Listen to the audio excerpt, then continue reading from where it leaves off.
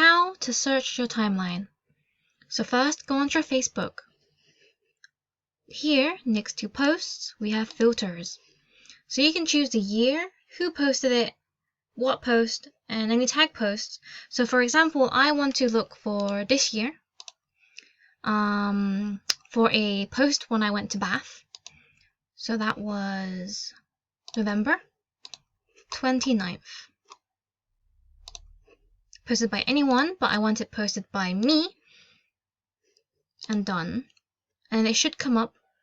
So scroll down, and it's now my first post. So it now says I am at Bath Christmas Market. So I have found the post I wanted. So you can check whatever else you wanted to see at that time. Or if this was the post you wanted, you can go on there and edit it. So that's it. Thank you for watching. Please like, comment, and subscribe. Bye.